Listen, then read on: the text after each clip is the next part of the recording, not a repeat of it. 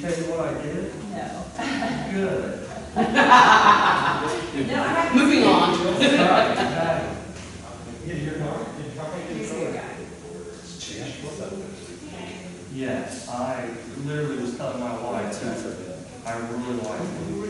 Like, if we ever have anything done, ever, I will only have him do it. I will not have anybody else. Percent tax. I was thinking Coleman was trying to decide your church one day, and I said, what do you do? And he said, he was going to your house. I said, well, I'll tell him. I said, This is yes, you are. Yeah, I really appreciate it. He's a really good guy. He's always going to visit the church for us. He's always like very fair about everything. And, you know. I think we're good to go. It's 6:30. He's now working.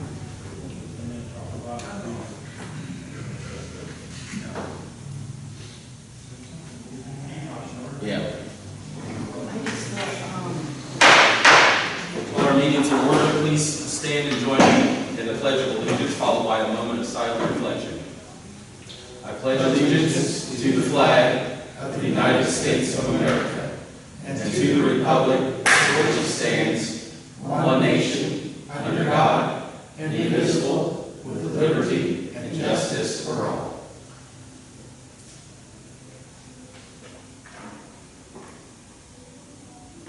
Thank you.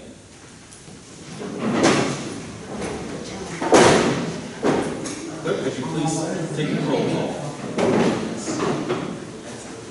Mr. Russell? It is all. Mr. Peters? Here.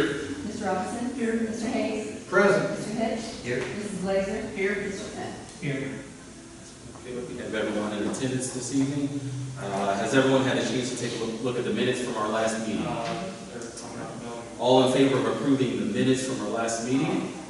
Say aye. Aye. Opposed, same sign. Minutes carried. On to communications and announcements. We do not have any. On to public hearings. Let's get a motion to move into our public hearing. Make a motion that we move into public hearing status. Okay. And a second.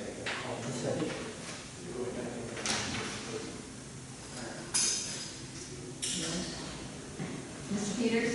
Yes. Mr. Robinson? Yes. Mr. Hayes? Yes. Mr. Hitch? Yes. Mrs. Blazer? Yes. Mr. Smith? Yes. Mrs. Russell? Yes.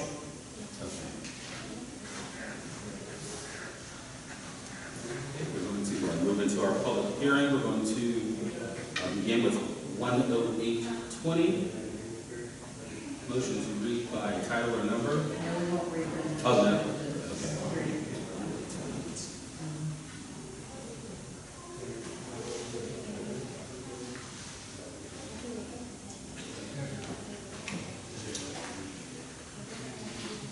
Sorry, my screen is not.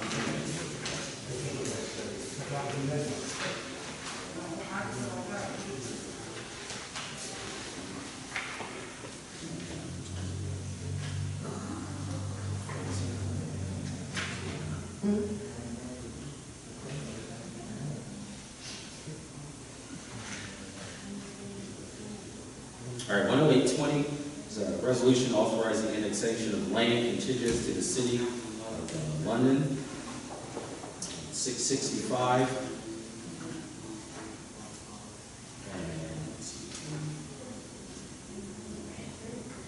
Do we have anything on this one? I think this is when we open it up to the public. Who you want first, Henry? We have Jessica, I think it's McKenzie. Jessica McKenzie? Yeah, come on. McKenzie.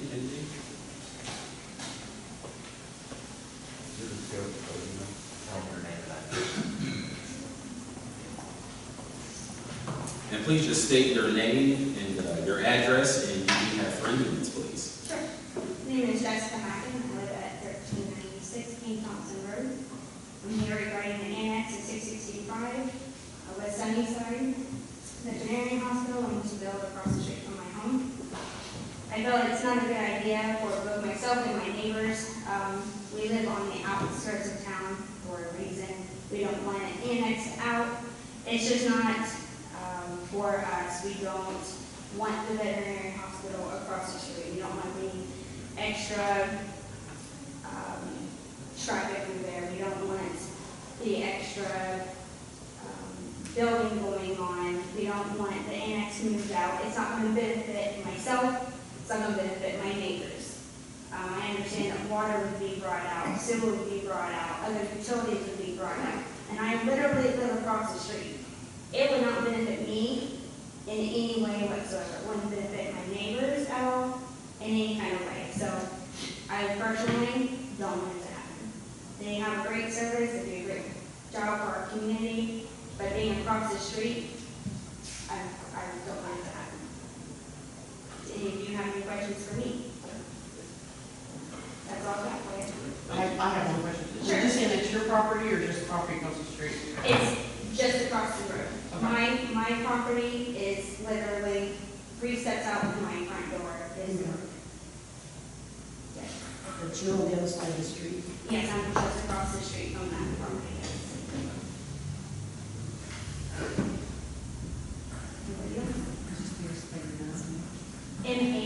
MACKAN.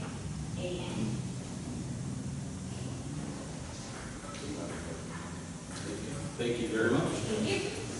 And next we have Heather Armentrout.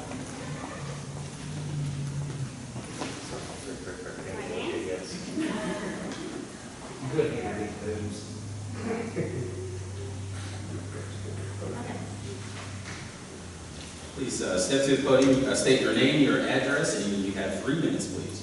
My name is Heather Armentrout, 1415 Main Thompson Road in London. I also agree with Jessica. I do not want the Sunnyside to move across the street along 665. There's not any pros that I can see of having it there. Negative is the excessive traffic we already have on 665 in Main Thompson. It's just going to create more traffic. No offense, but the smell from animals is going to come into our homes. The constant barking from dogs. We love animals, we have animals ourselves, but I don't think it's a good location for Sunnyside to locate. Where would you be in respect to the building? Right across the street. But that's too It's bad. kind of, we're on King Thompson, where 665 is, we're right there at the corner. My father-in-law's house is there, and ours is the next one over, so we're probably maybe 100 yards from it, Next to the last lady that was spoke? across the street from her. Oh, Yeah. 100 yards, probably 100 yards or so from Sunnyside, or Sunnyside would be a big building on the same side of the street. across the street from her. We're on King Thompson, she's on the north side, on the south side. Did you have to approach Union Township when they had their, No, I did not listen to her, I wasn't. This was the first time I got a letter about a meeting regarding it. have you noticed much traffic difference since, the Elite Fit is out there? Elite Fit, their warehouse out there, and, Chuck the Golf business? We just moved there 2 years ago, we purchased it and we made pretty all of our homes. We just moved there a year ago, so I don't know what the traffic was like before that. I couldn't speak on that, sorry. Is it the process, aren't they supposed to contact the neighbor? Sounds like the city did, but Yeah. Union Township was, Is that something that, what's their problem? I don't know. Anybody know? Pat, you know? I didn't hear the question. She said this is the first she heard of it, she was never contacted about, and she's only, 100 yards from where it will be built? About that. She was never contacted by who? Union. This was the first letter that we received. All by Union? That's township, I have nothing to do with that, I don't know their process. I would assume they would have had the same thing, I don't know that. Yeah, we just make sure that we give everybody communication, like you received, and put it in the newspaper and public notice, so. Thank you very much. Thank you. Next we have Bud Armentrout.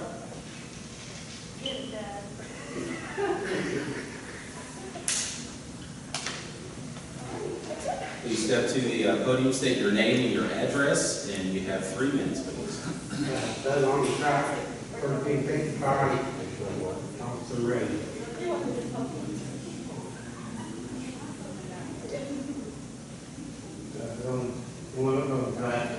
One reason, probably, flooded out and that might cause more problems, but it doesn't talk 5 years, fix that drain, I want to hear. And months ago, you stuff like all that construction stuff, and it carries up 665, it's like the range for our property. It's flooded up there, and they go off to fix it.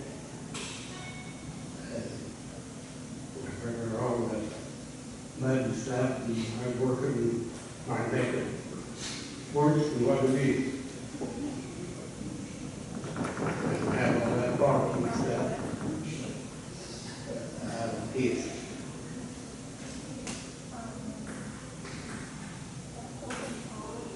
And it would benefit the neighborhood.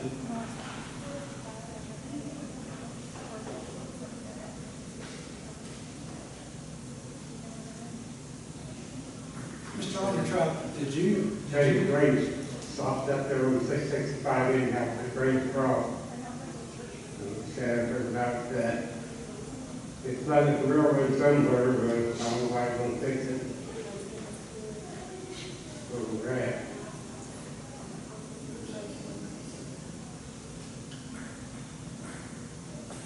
But the whole side of the yard goes over the other people's driveway, I've got pictures of it on the phone.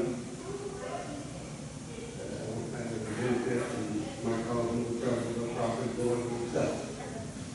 Now, is that on the north side of 665?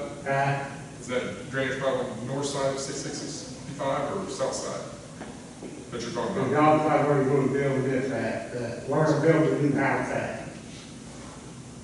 Right there on the corner. Yeah, on the corner.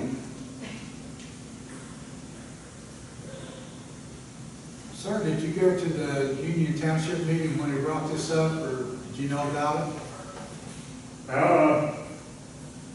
So I did, but, they said that, talked to one side, they said that's where it bumped up at, and the latest railroad said that they talked about fixing it for the last 5 years. I don't know. After that, find out where it goes and see them, see it, yeah.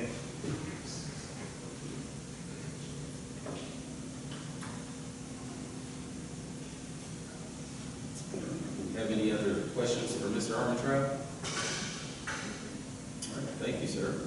Thank you. Next, we have Matt Armentrout.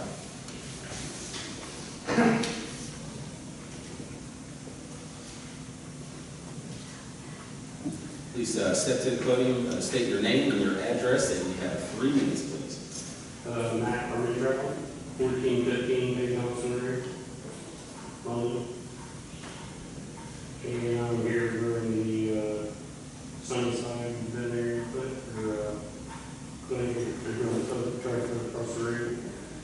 I was just disapproving that, just for the construction traffic noise, dogs barking all night, stuff like that. I just don't see it being a benefit for us and neighbors. You're straight across the street from where it would be located? Yeah, kind of diagonal. Next to the other people that have spoken now? Yeah.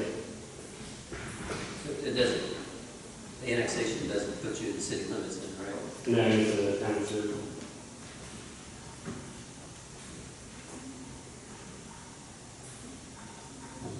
Did you know about, did Union Township contact, did you go to their meeting or anything? No, I didn't. We only received one letter regarding this meeting tonight. Okay. You do know that, like, once this is annexed, it doesn't mean that they'll build there for sure. I think it's their idea, Yeah, I know they, in order for them to put that there had to be a ton of tile work done and all that, because the floods are all that.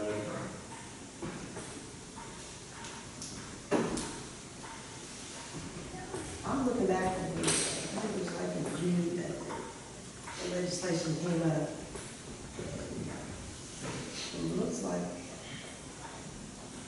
signatures I see on here. Walters, the landowner, Walters, had who owns it, and Joanne Coat, and then the township trustees, so I'm really hesitant because none of the names were, if they didn't know, it got to us without them even knowing. I don't know, because we don't know the process of the township.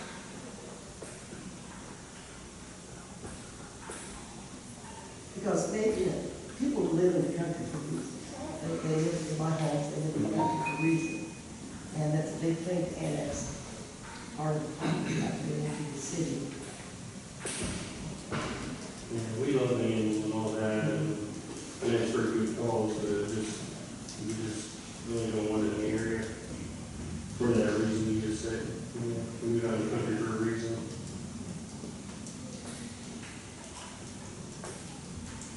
Do we know what size of building they're trying to go out there? So that would be a whole different process, because I would go through plan, building and zoning like that. I think Like it's. right now, this is just to annex that area into the city. Do you know the people from Sunnyside? No, I don't. See, I don't know. Do they, the Sunnyside already own it? It says landowners, Walters, and Joanne Coat. Yeah, well, Joanne Oak, isn't it, that, Sunnyside. And down at the bottom of the legislation, on one, Yeah, it's just the one, yeah. she must have already been bought. Yes, it's landowners of Walter.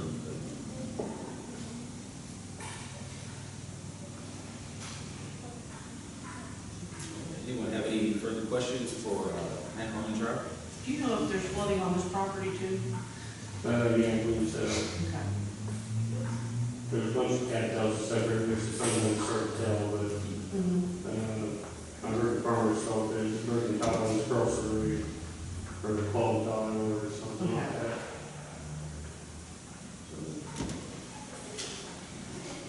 All right. Would any of the, if they were to fix drainage out that way for this property, would that, or you have problems with flooding on your property? Yeah. Would that help with your property as far as flooding? I mean, it would help, but we still feel that it would be excessive noise from the animals and stuff like that, so we think, tough spot. It would help us, but then again, we're still going to have to deal with another problem. What kind of animals are they gonna have? I heard dogs. Like, that's it, like, I mean, no disrespect, I really. Oh, yeah. I'm like, I don't know how a vet clinic, like, I'm almost, that's why I'm asking, like, do these people know these people, or they tick everybody off, like, how does it, like, increase traffic? Looking at the area, I don't know, 665, I don't know how a vet clinic increases traffic, and I don't know how a vet clinic is going to have that loud of calls, they don't keep them outside? Are they doing something different that other vet clinics do, or? Yeah, they're in town now. Right, they're in town now. So there's no issue. I'm just trying to understand why there's so much opposition, like, it's really catching me off guard that, and then Traffic. weird traffic and noise from dogs, I mean, that clinic, how many people can they service a day? So help me out, I mean, is there, A lot of it would be construction traffic too. just why it's being built, things like that? That's one downfall, but, I know there's a quarry there now. Do you see much traffic with that gravel, the quarry back there? No, not so much. The Humane Society out there by Dell, you could be, everyone is down your car and pull windy and every part is inside. Where? The Humane Society out by Dell. Oh, that's, Yeah, even though the animals are inside. or inside. Yeah. I mean, I've never lived next to a vet clinic, I don't know. That's why I'm asking, because I'm like, that seems kind of. Has the city ever had any complaints with Sunnyside, Where they currently. where they're currently?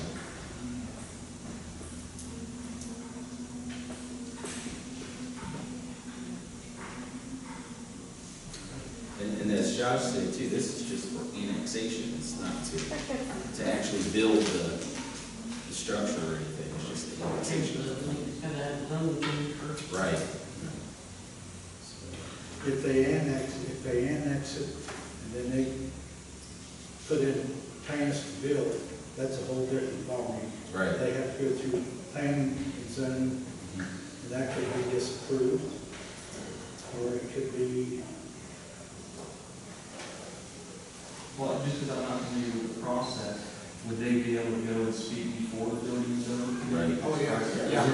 Yeah. So the annexation is totally separate. All right, any further questions for Matt Armentrout? All right, thank you. Thank you. Thank you. Thank you, sir. Jonathan Morris. Please step to the podium, state your name, your address, and you have 3 minutes, please. My name is Jonathan Morris. I live at 1425 State Route 665. This is the deal with the annex. I actually live right across the road from it. My mailbox is on the side of the street that they're annexed. And I don't really think it's a good idea on that, being with the heavy machinery going in and out of there to do the building and stuff like that, going tracking mud up and down 665, let alone with the dust. Everyone else's house, including mine, will be covered in dust with them building and doing all that stuff. But that's on, that would be just temporary on the building. I mean, it's not a permanent situation with us and that mud. You know. Maybe, yeah. Do you have problems with the farmers when they No, harvest and? we have only lived there for a year. We moved there in August, or no, July 22nd.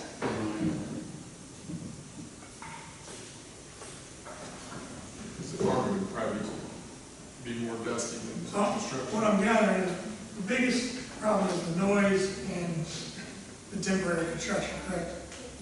And the tractor. Yeah. How was that?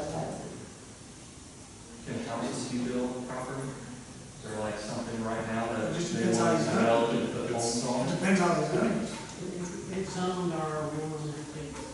It's zoned for. Right now, it's R1 district in township, Yeah. and they desire to rezone it to a B1 district. Yeah.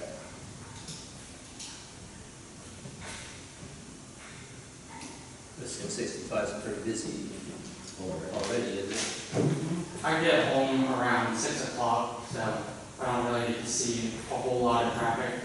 Everything's pretty settled. There'll be a car going up and down there every couple of minutes, but it's not like a freeway over there.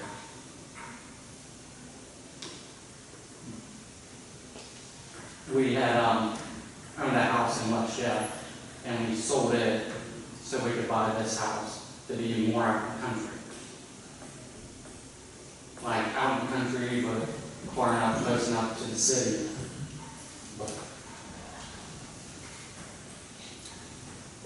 It's your past where Payne Thompson connects to 665, you're out further.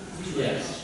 Just- I'm straight across the street from 1400, 665. So you're before Payne's. I'm right after, I'm going outside of town. Oh, okay, so you're the first house there after Payne Thompson. Yep. The house I own that property, my house is straight out. Okay, I see. But so when you go out, you have to go right out to 665. Yes. Do you have problems getting out to the? Not really. I go down 665. Now if I go toward London, it depends. Then you have to turn left, cross traffic. Yeah, but it isn't really that bad. I mean, you might have to wait on one car, but that's not it. Yeah, I don't know how much traffic, I mean, with it, of course they'd probably have to go through something, but, I mean, the clinic would only see, what, 50 to 100 cars a day. That's about a period of, I think that would be busy, wouldn't you? Yeah. I mean, But right where it's going to be annexed, you got Chuck DeVos business and his quarry, and and then you got a Fitz FTS Right there. right there. So this is a little, this is a piece of The land. section between the bike trail to Center Street, so right, be south of Elite FTS and Chuck DeVos. I think it backs So all right. this traffic, which is the heavy construction traffic, I don't think it's on. Any further questions for Jonathan Morris? All right, thank you. I got another question. Okay, one more. Payne Thompson, all the homes located on Payne Thompson, are they, so they're not right next to 665, it looks like they're down a little ways. Jessica's house, she's my next door neighbor, but her driveway is on Payne House. And then Matt, he lives behind me, and then his father lives behind Jessica's.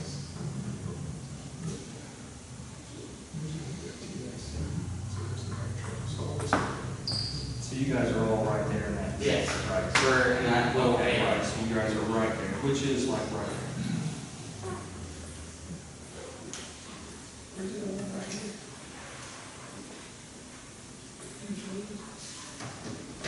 Let me ask, were you aware of this? How soon did you know about this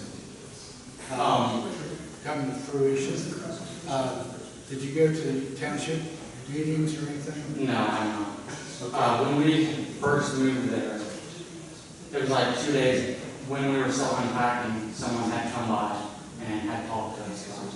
Okay, so you just moved in? July maybe. Okay. This would annex you into the city limits, would it?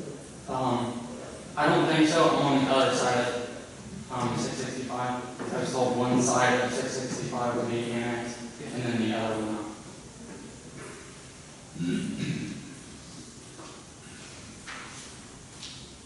Okay, any further questions? All right, thank you. Thank you. Thank you, sir. That's all for our audience concerns for Order 820. On to 14720. That's sponsored by Rich Hayes, an ordinance vacating an alley. The alley behind the firehouse, runs alongside the firehouse, going out to East 4th Street. Do we have any Discussion on that? nobody on Okay. 14920, and that's an ordinance sponsored by Rich Hayes, also an ordinance amending official zoning map. Is that the Cherry Street? that? Cherry Street. And we do have two for audience concerns on that one. So we'll go ahead with our audience concerns for the Cherry Street zoning. We have Tracy Bennett.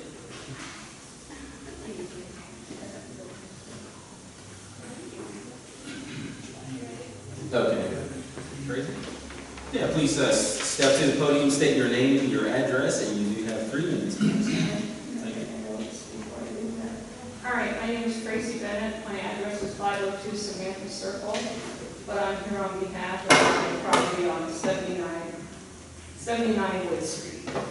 I am opposed to allowing the property located on South Cherry Street to become a commercial lot.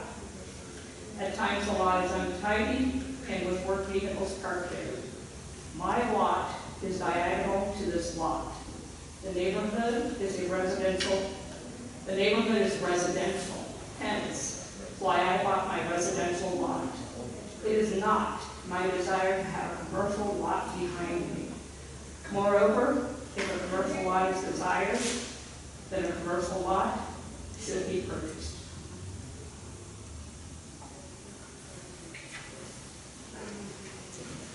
So you have a rental property there, or just a big? I have a lot to build on there. Oh, a lot to go, okay. Yes. Do you have any questions for Tracy? How long have you owned the lot? 2 years, maybe 3. I bought it from HUD. I can't remember, I didn't write that part down. Less than 5 years. You're on Wood Street? Yes.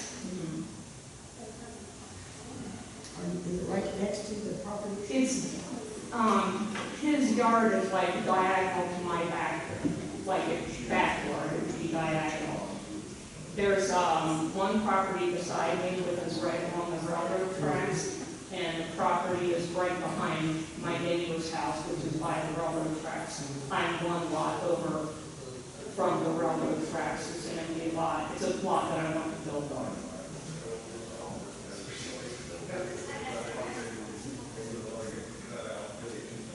It's nothing to do about Mr. King, he's a lovely person, and he's a great business owner.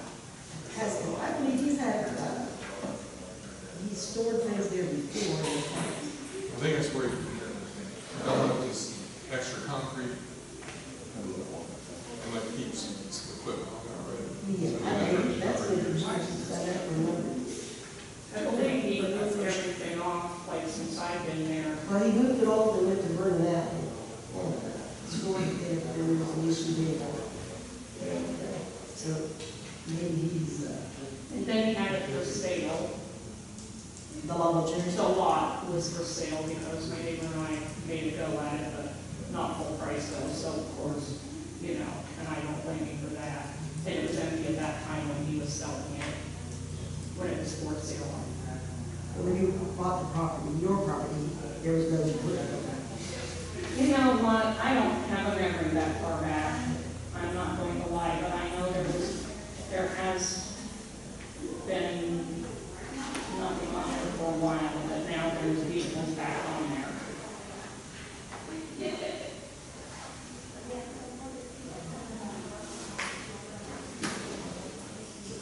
Any further questions for Tracy Bennett? Thank you for your time. You're welcome, thank you. Thank you, ma'am. Thank you. Next, Cindy Bevins.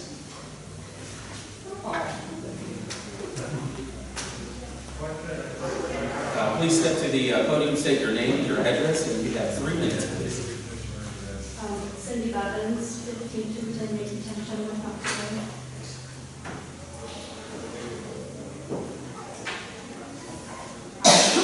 property on 75 Wood, and I just have a concern and wanting to change the zoning on it. He already doesn't take care of it, the grass is waist high to me, and I just think it's unsafe to have all that machinery and stuff sitting over there in a residential neighborhood.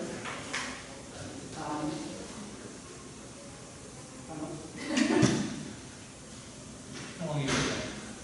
I don't live there, it's my rental property. Oh, okay.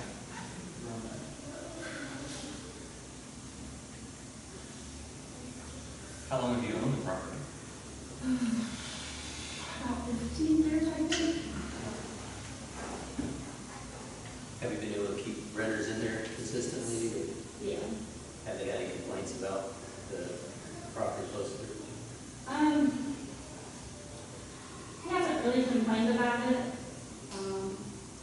I do, just because he doesn't take care of it. I mean, like I said, the grass is already waist high to me over there. What's it gonna look like when you guys change it? It's a commercial for him, you know? Maybe I'll put your kids playing over there on his machine. Grass, swimming ring, rats, some, all that great things over there. Is the property unkept now? I'm sorry. Is it unkept right now? You say it is unkept? Yes, it's waist high to me right now. I don't think it is. I just drove by before I came, I took a picture of it. Have there been any rat problems to this point? We have groundhogs, lots of groundhogs. Is there a fence around that property? To my side of it, there is, but. Okay, not around the whole. No.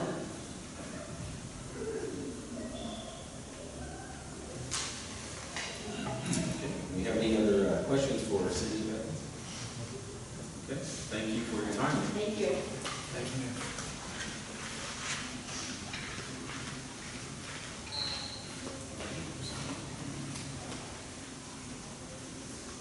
Do you have anything further, Rich?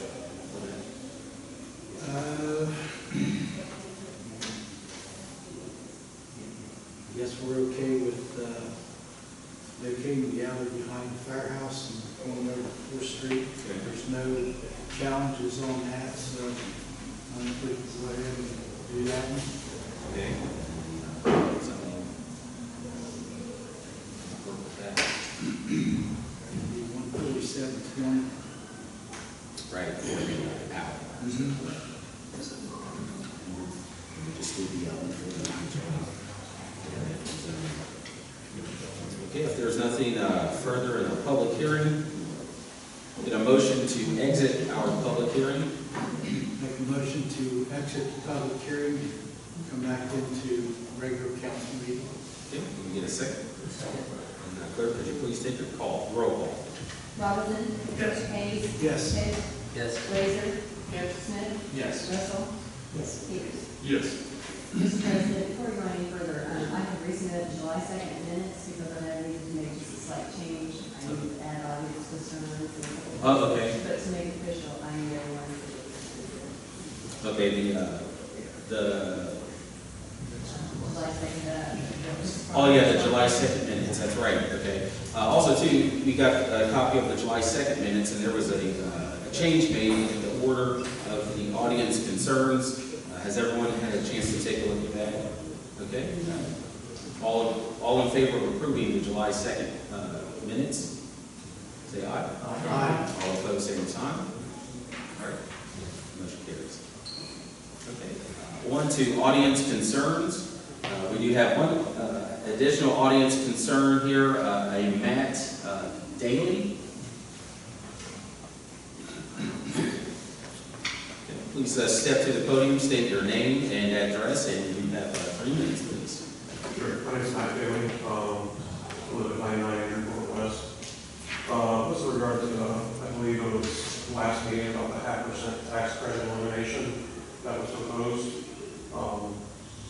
There was one thing that was asked about what would the current other cities do in this situation. As far as I know, there's 641 taxing municipalities that have a tax as of, according to Cleveland.com in 2019. 366 of those are part of the RETA taxing authority. And of the RETA taxing authority, 219 do give credits to the residents that work in other places. Of those 219, 149 give 100% credit back to the residents. So, of the 366, I was able to see approximately 60% do include a credit, and 40% give 100% credit. So, I think that was one of the questions that was asked last council meeting, and it was basically said it was getting rid of it. It's not really out there anymore. Well, it doesn't look like that's actually the case. It looks like there's actually a lot of places that are still doing it. So I just like to give you that. And one of the things I was wondering is, where would the actual, how many households this would affect? How many taxpayers would this actually do? Some of the questions I have. 1,500 households? Out of, what's kind of percentage? Well, I don't think it was household, that was 1,500 individuals. Which, just because I've dealt so much with the trash, I think we have about 3,100 households. Yes. But 1,500, that's, I don't know how many households it would be, because, if your Said couple residents. lives in the same house. Letter from Amy, I think this is off the tax department, it says, estimated number of residents affected by this elimination of credit is 1,500. And how much additional revenue is that going to raise for the city? About 288,000 in revenue. Is there plans for that? That goes directly to the fire department. To the fire. Now, this 0.5% is what funds the fire department. Okay. This 0.5% that we pay, those that pay it, funds the fire department. The other 1% is in the general fund, that funds everybody else. But that 0.5% goes strictly to the fire department. So those not paying that get their fire service free. But that's where that because that's how the legislation was written, they got that credit, but that 0.5% goes just to fund the fire department, for the city fund. Then why isn't there, why are we putting this to the voters? Why did it become just the council wants to get rid of the tax credit? Or, I also heard that this might just be a fairness issue. Why, if it's a fairness issue, hey, that's fine, let's make it a fairness issue, but let's make it a revenue neutral fairness issue where we take from the top line tax percent from 1.5%, and we take it down to 1.3 or whatever it is to make it revenue neutral. I personally think it's a service issue. It's a service that's provided to the residents of London. And it's one that should be shared equally by all of us.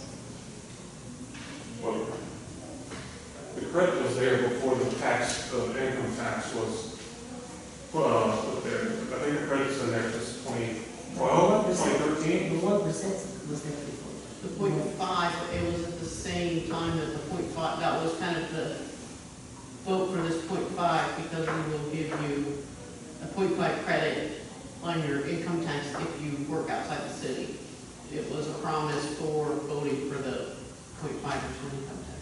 Well, if it was presented that way in the original vote, why are we not honoring that, or at least bringing it back to the people, to let them have a say that here, we want this 0.5% credit rescinded.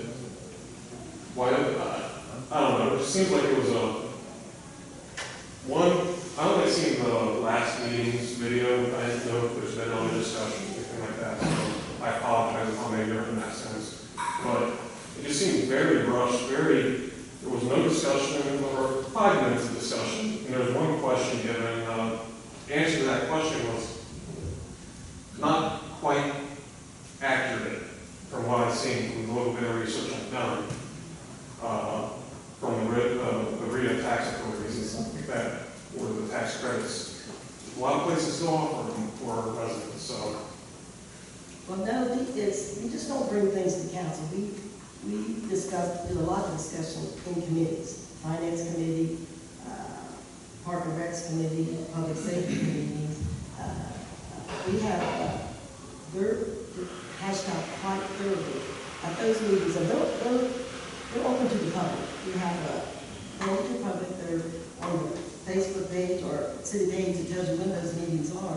And we do a lot of discussion in committee. It was discussed in finance, was that 3 months back? Yeah, because honestly, I was against it for just the reason you said. So we talked about as far as, this is what we promised to get this, and even though it wasn't anybody sitting here, we represent the city promised it, but prefacing that on, is it fair that, this person pays all their London city tax, and the next person, because they work outside the city, doesn't pay it, even though we also pay Columbus or wherever you work. Is that exactly fair to that London resident that lives and works in the city? And that was kind of what pushed me over to the side of saying, okay, we did have a lot of discussion in that meeting, because like I said, I was kind of the lone holdout because I was against breaking a promise that we gave when this first came, but that was my reasoning for falling over to the side of 100% in it. So why don't we make it revenue neutral then and just have a top line tax for everyone? I guess would be my question. Is the funding for the fire department under pressure right now? Is there some kind of lack of funding for the fire department right now? Well, what happens is, say 50,000 people move to London. Those 50,000 people will not have to take the fine if we leave the grant, but we will still have to provide service to those 50,000 residents, which means we would need more trucks, more residents. The one thing for me was, I think I had asked a question, and yeah, someone did say that a lot did not reciprocate that. But the one issue is that London, right now, we do not have a lot of facilities here. So, like, I know personally, I think, well, I don't even want to say I'm 100%. Right now, we have developers coming in, and they want to build houses in London. So right now, we need houses like crazy. Well, if we continue having houses built, and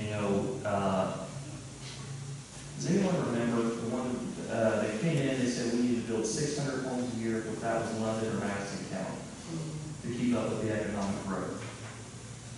I can't remember if it was London or Madison County. So, but either way, if we keep having a lot of houses built and they're receiving that tax credit, because most likely that's where a lot of people are going to continue to work. You know, I don't see a lot of the homes that are being built, you know, those people staying inside London. So we have to think ahead in the sense of we have to make sure that our fire department is able to grow with the homes, you know, that are being built currently and in the future.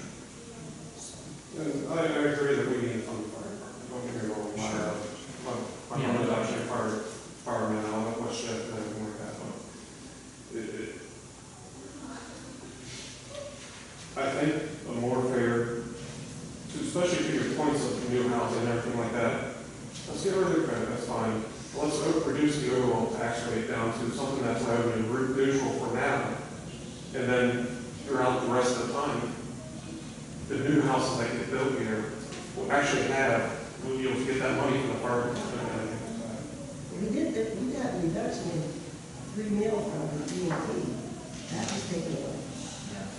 But that was also taken away from, with the promise that there would still be that credit, correct?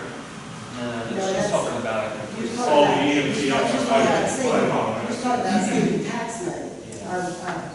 I'm saying to say that we are looking at all areas, and we did save a $3 million tax because of our taking over the EMT, so that's a tax that the people don't have to pay also too. So it's not that we're just, not looking at the overall picture. We are looking at the overall picture of how to be financially stable for the future too.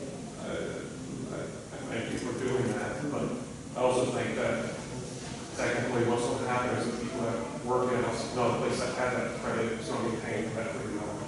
That's basically what we're doing, shifting the tax burden to those 1,500 residents, those taxpayers, to pay for that $3 million.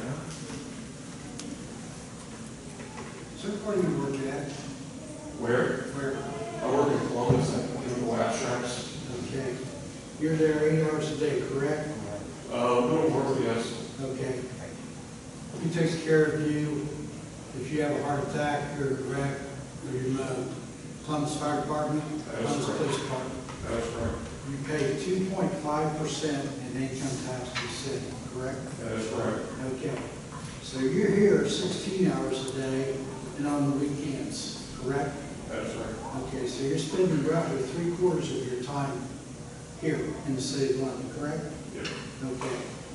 So 3/4 of the time, our police department, our squad, our fire department is taking care of you or your family. Okay? Columbus, the cost of living over there is so much higher. Their tax thing over there is crazy. Property taxes over there are crazy.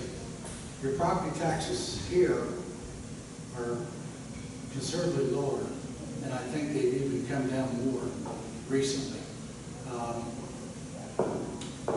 My point is, we have to fund our safety services. We can't do without them. Probably within the next 2 or 3 years, maybe 4 years, we're going to have some new fire trucks. You talk $400,000 maybe for a piece of equipment. Is that down? 500.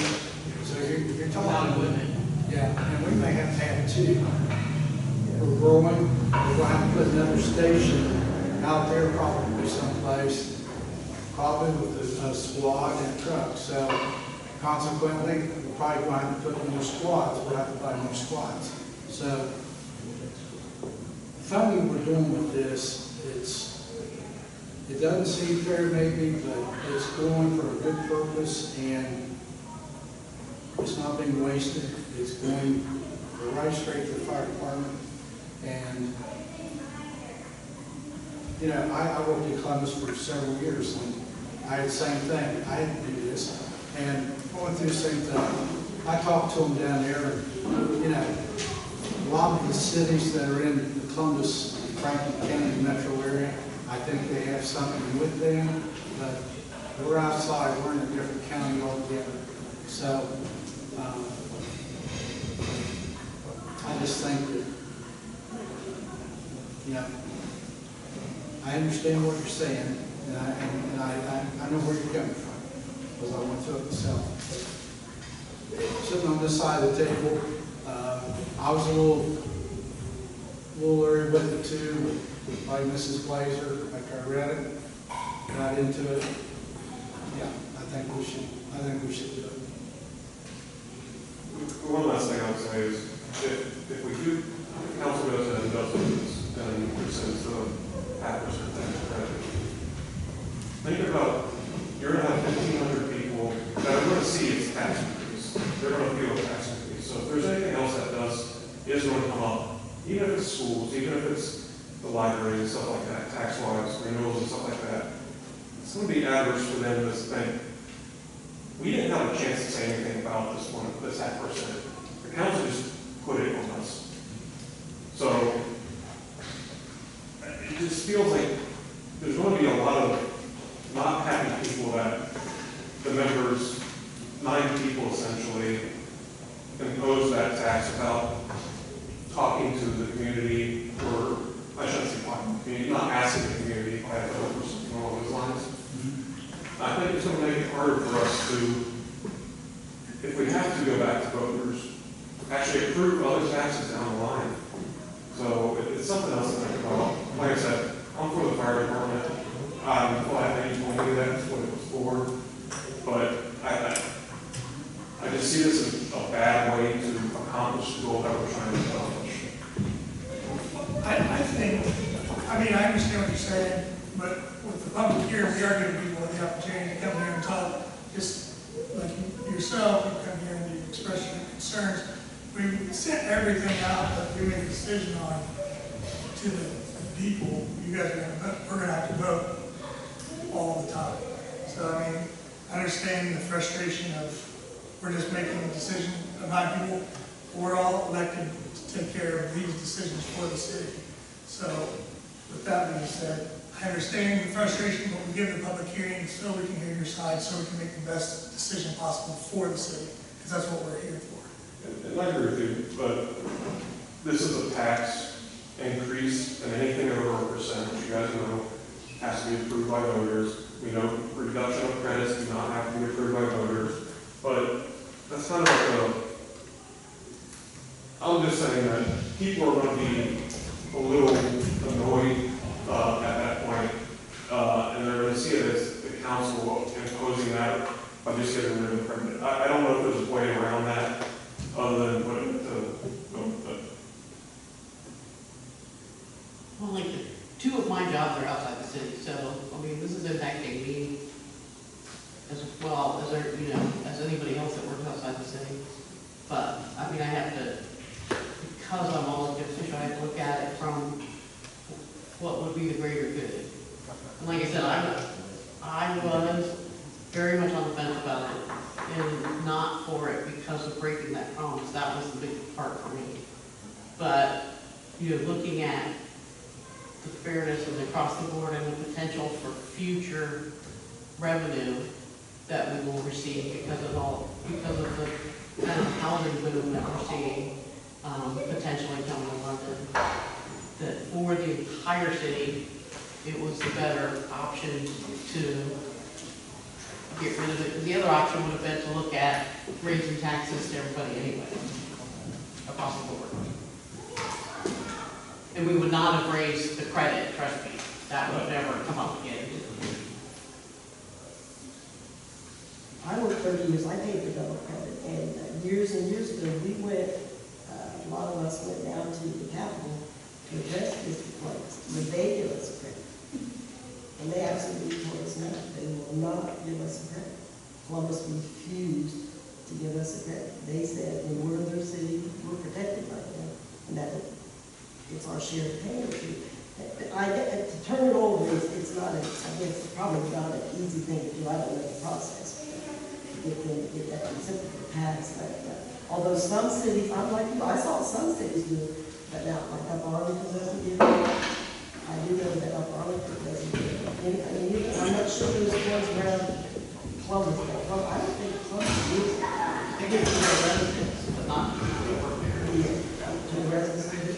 they give it to the residents, but not.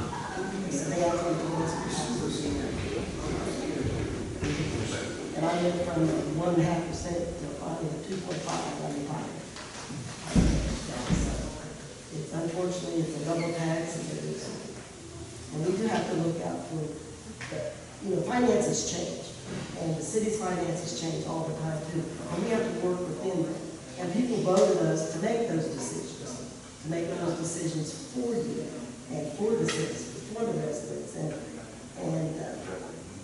unfortunately, not everything can be put out to be voted on, and that's why you elected us. And I appreciate you giving us that trust, and just trust us more that we're doing what's best for the city. Any further questions for Mr. Daly? What was your address? Andrew Court West, 99 Andrew Court West. River Camper. I've talked to any of the neighbors or the area, what there, or how many people work out of the city in that area, or? There's a few that work in the city, mostly and stuff like that. A lot of the people out there that I know that live around me are retired.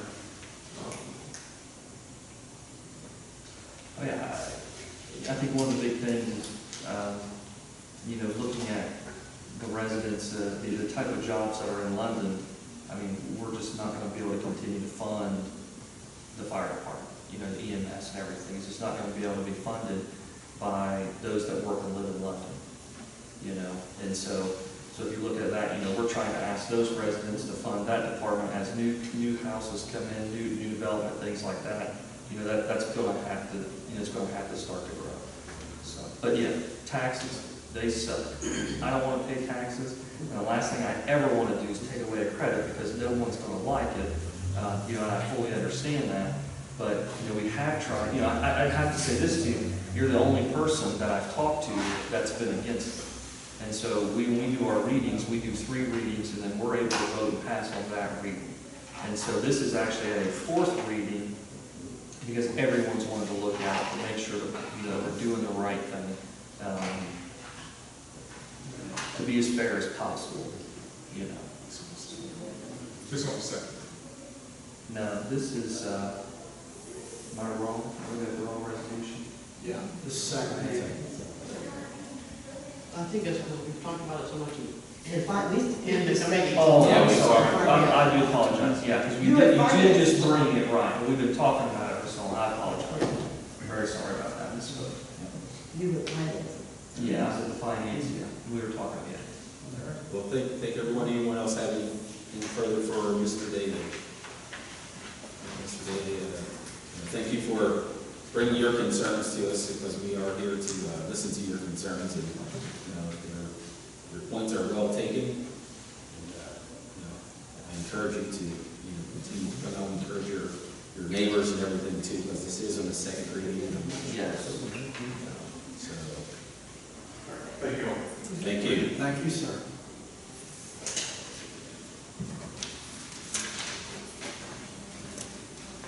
That's all that we have for our audience concerns. On to our committee reports. We'll start with Mrs. Russell. I have nothing to report, but we do have finance meeting will be August 10th.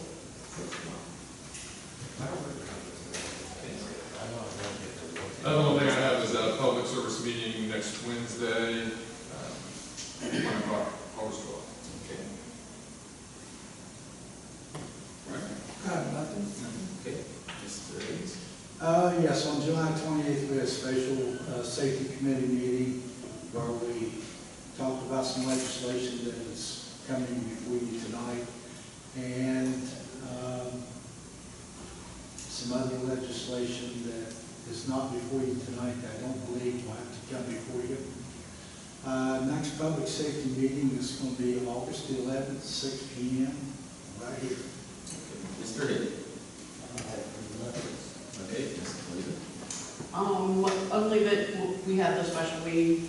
I do have a list of what I submitted, the changes, if anybody wants a copy of it, what the final kind of decision was made on changes.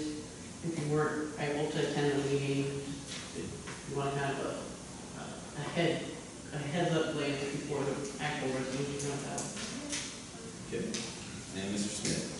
Yeah, so I attended the BPU meeting. I'll start with sanitation. They had two of the old trucks break down. One was able to get fixed pretty quick, but, so they're, just please bear with them. They're doing the best they can. The new trucks, you know, we were looking at middle of September.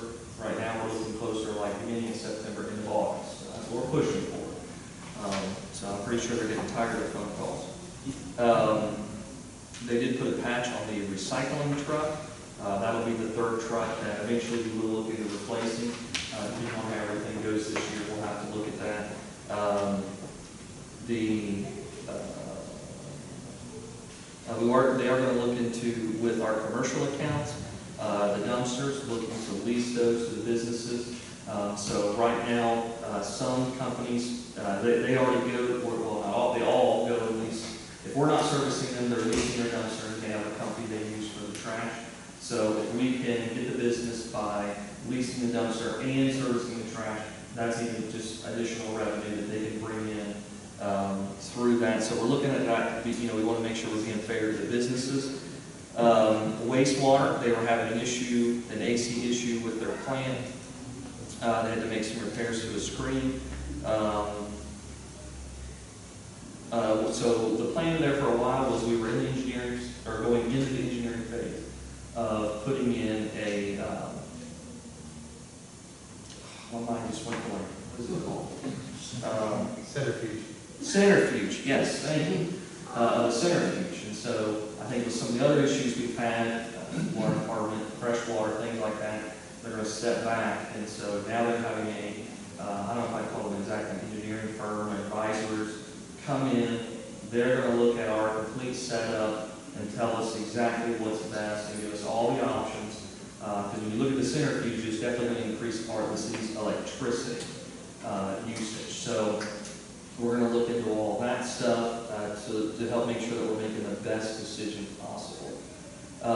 The building, if you guys remember, Dan had already set it up. We were getting revenue from other cities and entities dumping their sewer into ours. So we're receiving that. We charge them for that. We're receiving revenue. It works out really good. The farm science review, that building over there is almost completely done. So that'll, when the sewage is turned into what's called like a biosolid, we will store it over there. The farmers take it. So we get paid for receiving it, and then the farmers benefit from it because we give it to them, they take it, and everybody benefits from it. So that should be done. Fresh water, right now, we are pumping everything at our old plant at max capacity. Our water towers went all the way down to 18 feet a few weeks ago, and that is getting close to being pretty pretty.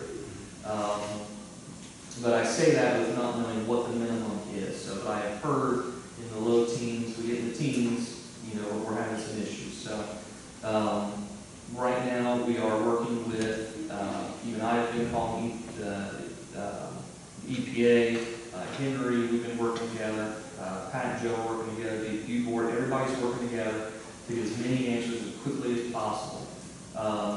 Last I talked to the EPA, so right now we are waiting on a piece of equipment that will allow us to perform tests to see if it will work at our plant to remove the ammonia. With COVID, it has definitely halted that. We've been aggravating them and calling people to have them call, and so we may have it as early as next week. So if we can have that as early as next week, that would be great. We will start running tests on the ammonia to see if that works. Then we have an engineering firm come in, they tell us how to build it, what we need to do, what the cost is, and then we can make decisions from there. So, so we're definitely trying to do those things. There was a leak. So when we did go down to 18 feet in the water towers, there was a leak that was repaired. And so with that, we lost 4 feet out of our water towers in a day. Let me rephrase, a few days. Let's say a few days just to be safe. Very quickly, that caused that. The drought that we were having, this is again last month, the drought we were having the ground dries, it shifts, and then that causes some leaks that we have. So that's all been repaired.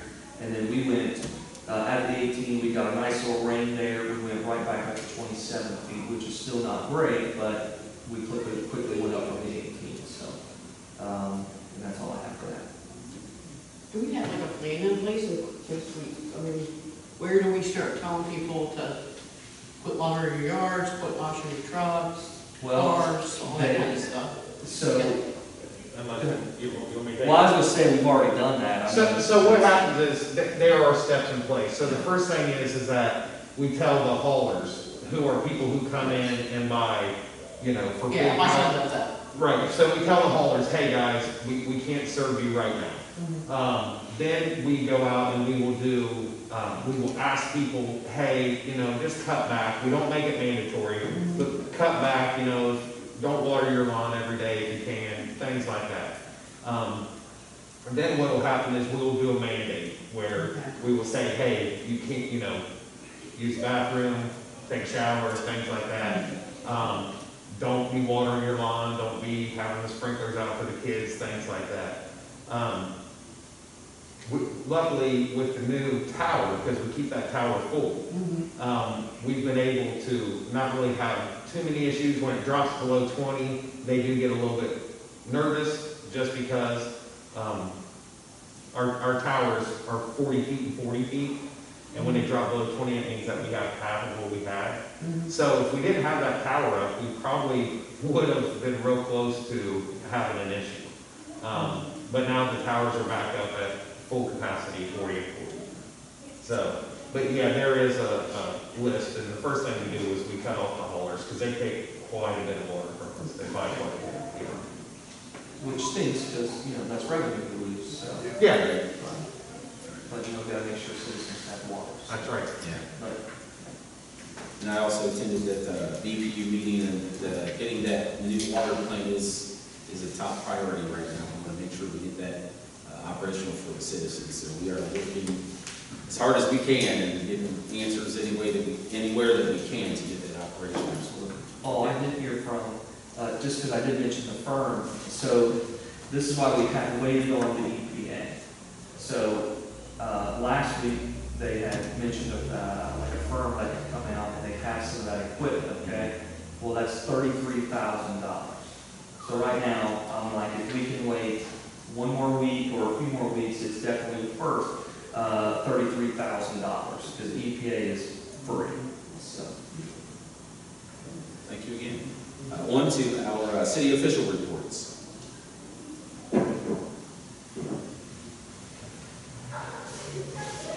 Nice full day for you, ladies and gentlemen. Hope you guys are having fun. 7:38, you haven't even touched one piece of your 12 pieces of legislation, so don't worry, I only have 17 pages to read, so you'll be just fine. I do want to thank everyone who came out tonight. It's good to hear from other people. I know the first bunch of people aren't citizens of the city of London, but it was nice that they came out and could express their views. I want to start off with our biggest accomplishment, I think, of the summer so far, which is a Park Avenue reconstruction project. The project is pretty much complete, with just a few punch-out items needing to be done. This project was on the past administration's radar for many years, and before I became mayor, it was very difficult for them to get it done because of funding. I know when I was on council, we went after grants for it probably 3 different times, and were unable to get the grant money for it. So that was always an obstacle, but we were able to work together and get $1.2 million, as you guys know, from the Ohio Public Works Commission to help with that funding. So with these dollars, we were able to put the new bridge in, road, curbs, gutters, storm sewer sidewalks, and multi-purpose paths. So I hope by this point you've all at least taken a walk or driven down there, and it is pretty nice to drive down that right now. So as you know, it's a highlight of our recreation corridor with Access Cowling Playground and Cowling Park and the basketball court, skate park, Ball Diamond, Lone Municipal Pool with the new splash pad and Weezy's outdoor volleyball court. You know, kids can safely now walk up and down that road.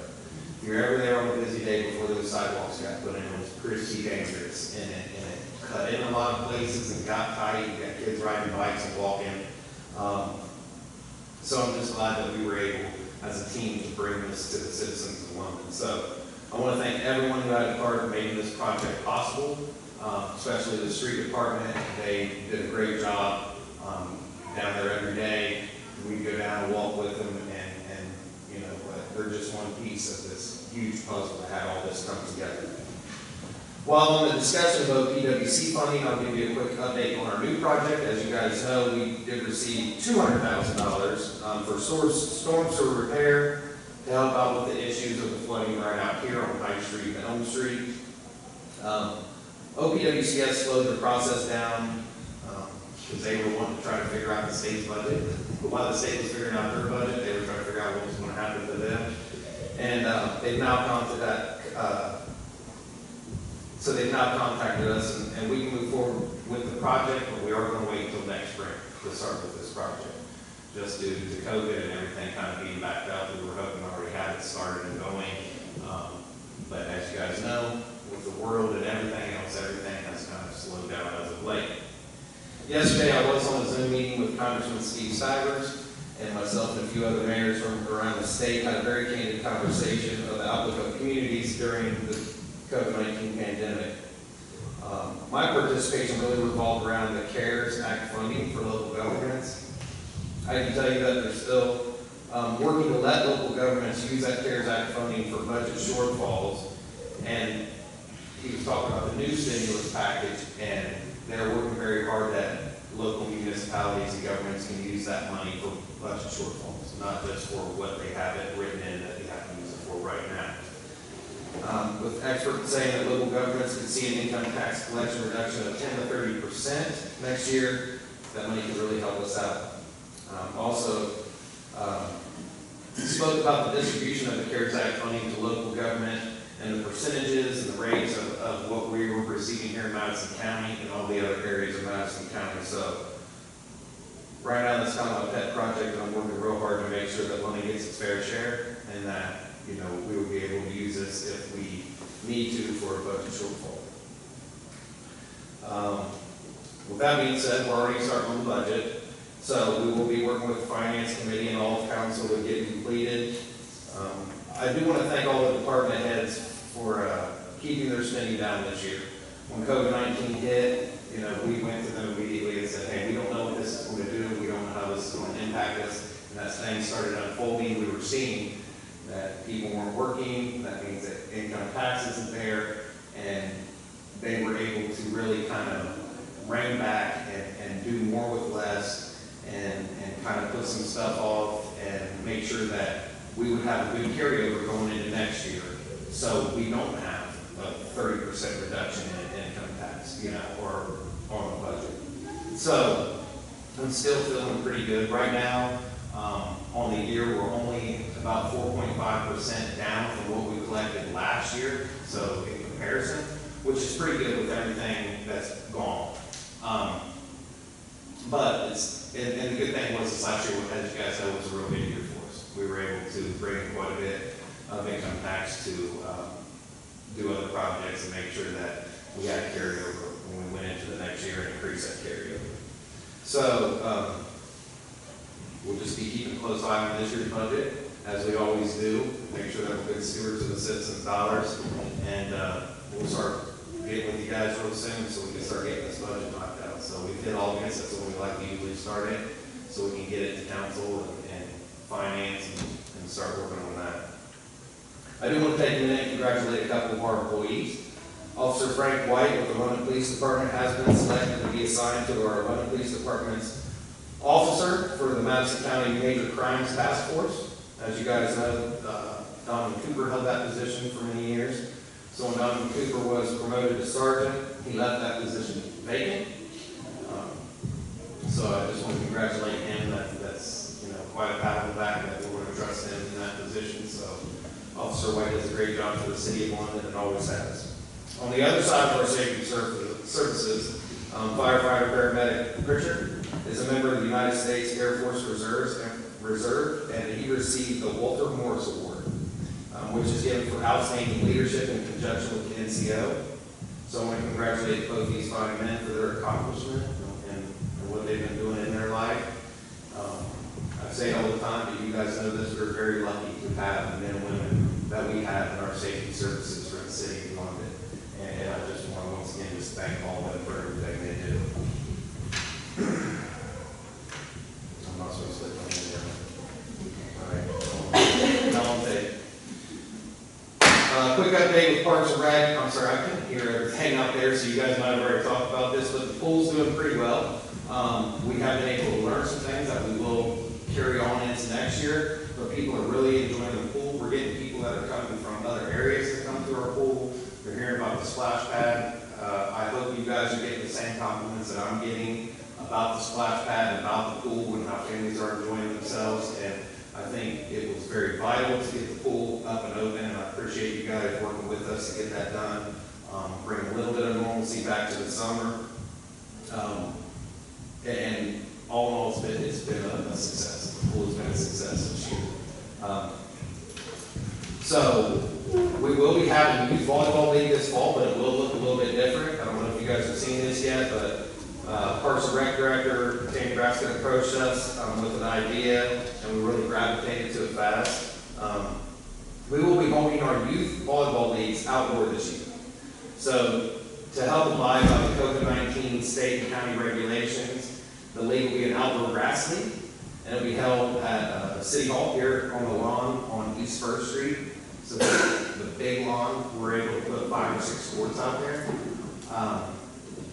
So we're currently accepting signups, and check it out on the website or Facebook pages for more information. But this is just another example of how we're trying to think outside the box and working hard to keep kids active during these times and these unprecedented times, and bring some normalcy back during this pandemic. So I think it'll be real neat to be able to still hold it, and everybody won't be in the gym and be nervous. And so there's going to be a lot that goes into that. So I would just say that Public Service Committee, get ready, because there will be a big discussion about this at the next meeting, as well as Parks and Rec Commission, which we met. In regards to ordinance 14120, I do want to give you guys just a little bit of procedural advice, because this was the weird one that went back to committee and then now is back here.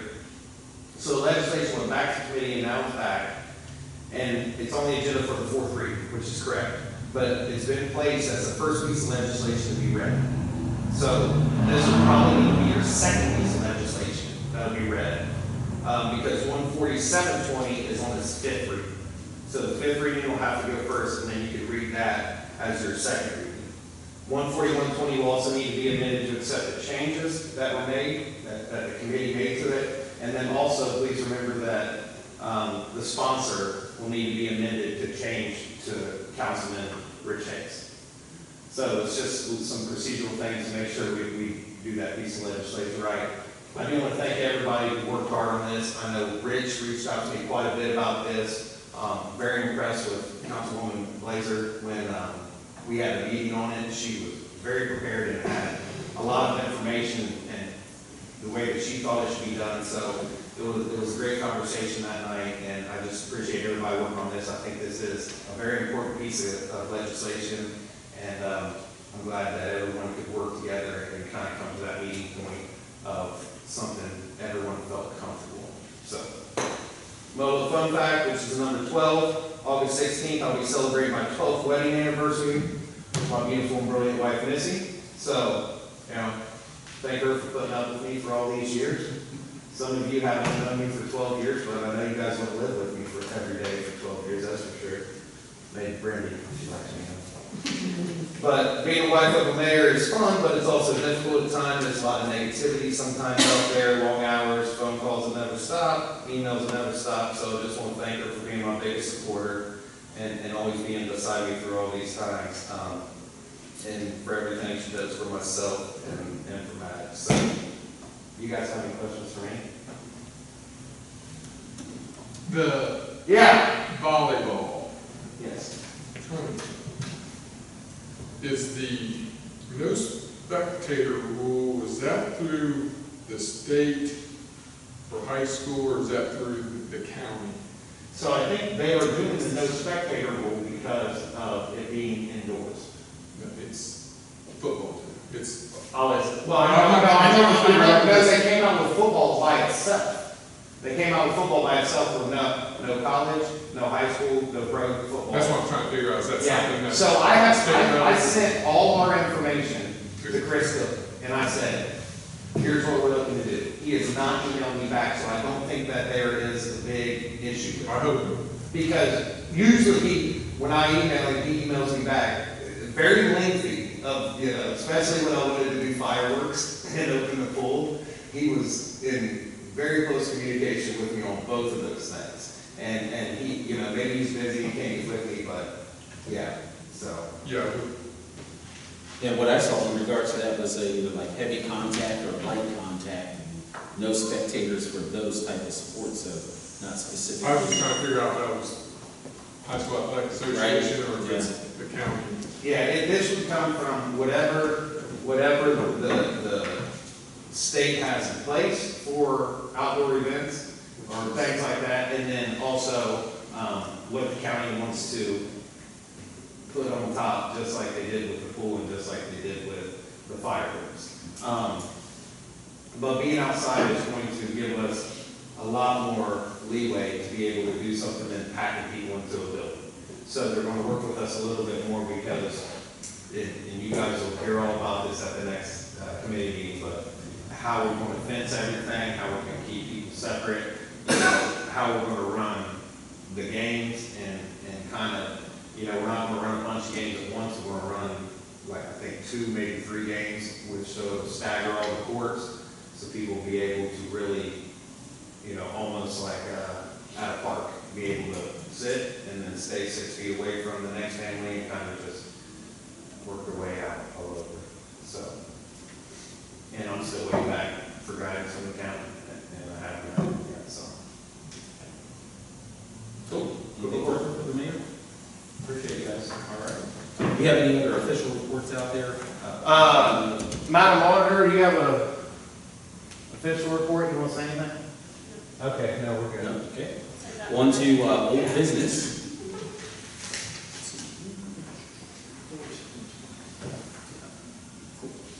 It's fifth reading, 14720, motion to read by title and number. So moved. You get a second. Okay. All right. Clerk, would you please read the ordinance?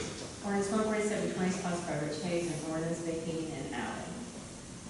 Okay, this is the alley that runs parallel with Walnut Street that comes out, it's beside the firehouse, comes out, empties into 4th Street. We had no challenges from public hearing tonight, so I think we're good to go. Any questions here? What are your wishes? I move to adopt. All second. Clerk, could you please take the roll? Hayes. Yes. Schmidt. Yes. Laser. Yes. Smith. Yes. Russell. Yes. Peters. Yes. Robinson. Yes. Motion carries. On to ordinance 14120, sponsored by Rich Hayes, a motion to read by title and number. So moved. Second. Clerk, could you please read the ordinance? Ordinance 14120, sponsored by Andrew Hague, an ordinance amending 1446 of the codified ordinances. Okay, first of all, I want to thank Mrs. Blazer. She did a whale of a job with this. We have an amended version, and what we've done, we've trimmed the list down considerably. We've taken out a lot of redundancy in there. Basically, what it's doing is putting responsibility on the contractor instead of the homeowner or such entity that would be doing the hiring of a contractor. Everything's pretty well laid out. If you read it, again, Mrs. Blazer did a super good job on it, and I would make a motion that we pass it. We need to, go ahead. Who's enforcing this? Building Zoning Administration. No, snow removal says commercial. Is that what, does that mean like a commercial contractor? Yeah, somebody with a big plow, I think damaged city roads, as far as it does it for business, not the kid walking down the street shoveling sidewalks for, for a couple dollars here and there. Because they said that one of the main reasons they wanted this is so they have a list of people that if there was damage to city properties, that they could come after them. So we talked about making it the commercial so that those would be more apt to cause damage to city property than with the, big truck snowplows versus the people that might have a shovel, just a shovel. So snowplow doing a residential coming out of, driveway damaging city property, we don't have to do it. No, it's a commercial company, it's not the commercial, it's not a commercial account, it's the commercial company doing it, because we're talking about the contract. So why don't we go after the business or the residents who hire the people? Well, we're not going to go after the people if the contractor isn't registered. I mean, still, you can go, because they hired the people, and if we want to sue them for damages, we can do that irregardless of this bill, of this resolution. So, I mean, that doesn't have any bearing on that. We're just saying that we're not going to charge any of our residents with a misdemeanor if they happen to hire one of these contractors that's not registered with the city. That's all we changed out. That's the wording that we changed. And then is it fair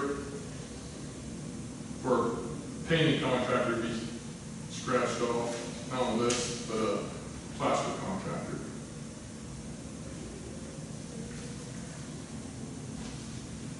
So it's like we've got to pick and choose what kind of contractors need to register.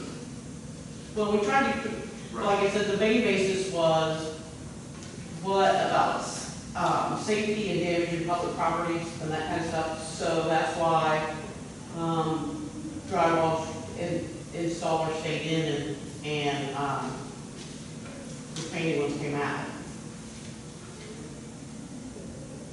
I don't see how the city's going to enforce this. I mean, I think it should be up to the property owner or the business owner. So I think,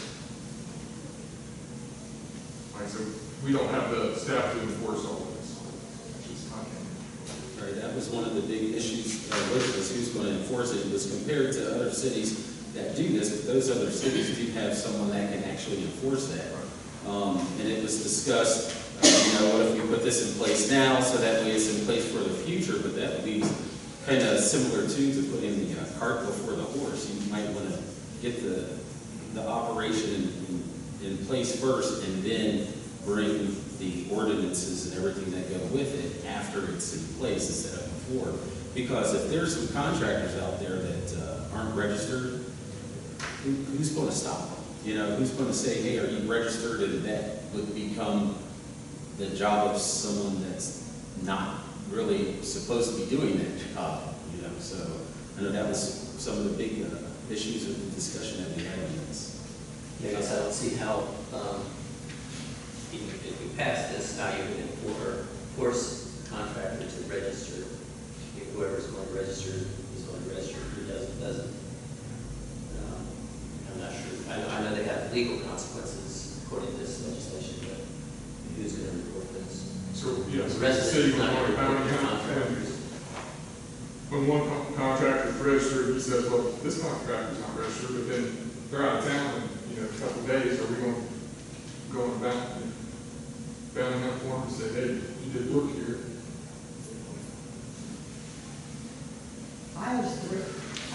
I understand what we're trying to do. We're trying to make sure that we know that when some kind of work is being done at a residence, if it's going to affect the city's property, say I have to dig a ditch from my house to the end of the sidewalk, well, that could affect the city property. We need to know who's doing that and when it's being done, and especially if it could affect the city. And if we don't know that, now maybe the list is a little bit think we're also missing part of it.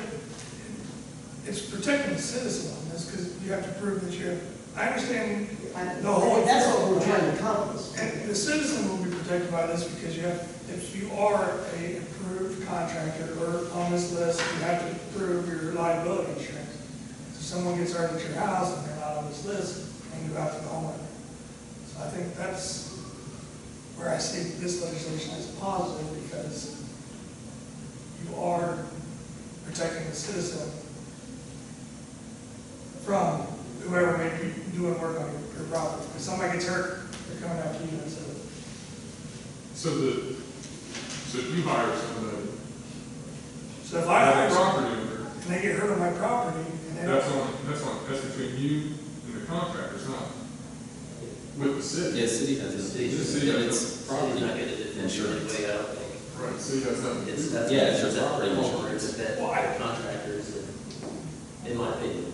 At least I feel it's somewhat intrusive to residents, and it may delay contract work getting done, and they have to jump through some hoops to.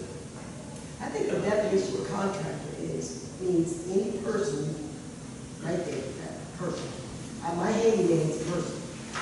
He's just that, he's my handyman. He's gonna come to my house, he's gonna put a spring door, a little wood room between my garage and my kitchen. That's my handyman. Will I register him? No. Will he need to go get registered? Yeah. Not according to this. Not, okay, but, okay, somebody so. paints your house. Okay, but if I hire, maybe my kids are being crazy, they're Randy's, they knock a hole in the wall, and I gotta get drywall done. I'm gonna bring my handyman back in, patch that hole. Is drywall in here? Yeah, drywall Yeah, contractors. I'm gonna bring my handyman in, he's gonna patch out my wall, he's gonna match my paint down to the wires, and he's gonna paint. Will I register him? Will he go register himself? I think that's the areas that have got us pulled apart, the difference between a contractor and a handyman, maybe. I mean, my 2 cents is, I guess, I would rather have the legislation before we have people to enforce it necessarily, which we do have people to enforce it. You said, you listed off everyone that's able to enforce it. That didn't include the administration, correct? So we do have people that can enforce it. So for me, it's a tool in the tool belt if we need to use it. And as we grow, if there is an issue with the contractor and the property owner, we have their information. They pay a 25 yearly fee. I don't think any company cannot handle that. What I saw was sanitation. This was interesting to me. We do the same thing with sanitation. All the people that drop off sewage, I think it's bi-yearly, they pay a small fee, and that's just to be able to do business with sanitation. So that way, sanitation has all the information of everyone that comes in and out of that facility. So, I think we did a good job of amending it to where if a kid, like my son, who mows like one lawn, we're not in trouble with misdemeanor or the property owner, so I think we've done a good job with that. And then as we grow, I don't think it would be good to hire people and then try to find, ways for them to fulfill or earn their income versus if we have this in place, we do have people that can enforce it if the city needs to, which does protect the city, I feel, and protects the homeowner. And then as we grow, which we know is going to happen, as positions are added, we can then say, look, this is how we've been doing this. We're going to add this to, whatever said position.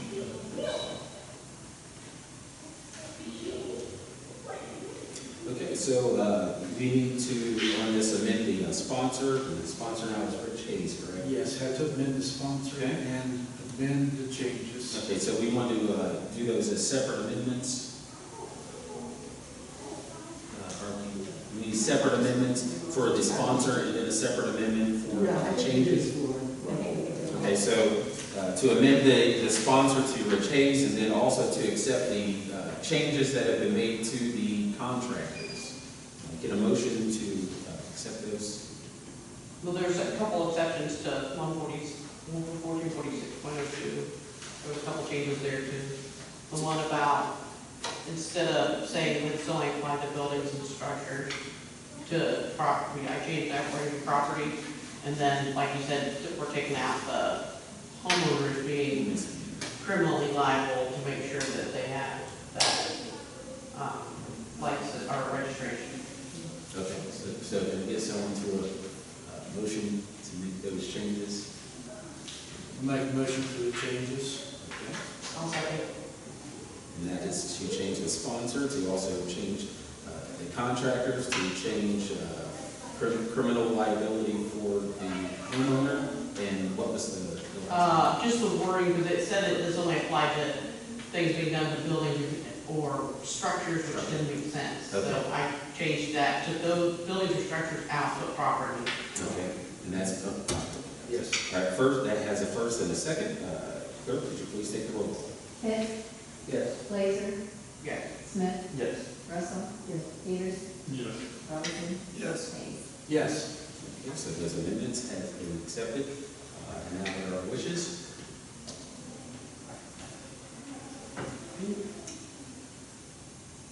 I didn't hear what you said. What are our wishes for this legislation? Make a motion. Accept, the motion to accept it as it is right now, after it's been amended. In a second. Clerk, could you please take the roll call to accept the ordinance? Blazer, Yes. Smith, Yes. Russell, Peters, No. Robinson, Yes. Hayes, Yes. Pitts, No.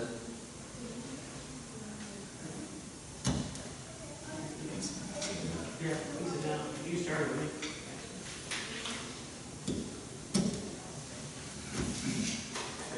I do want to thank Barbara, Andy, for all the time you guys spend. Definitely. We just tried to present something that would Right. take what you guys I'm said. not picking on you. And I understand what you're saying. Yeah, I'm not, I don't take it personal. I'm just trying to present something that was, I thought might be acceptable to you guys, but also what they were trying to, mostly what they were trying to accomplish by what they wanted with the resolution. Okay. Kind of trying to go through. Thank everyone. On to, for the fourth reading, Resolution 10820, motion to read by title and number. So moved. Second. All right, clerk, could you please read the resolution? Resolution 10820, a resolution sponsoring annexation of land contiguous to the city of Lynn, Ohio.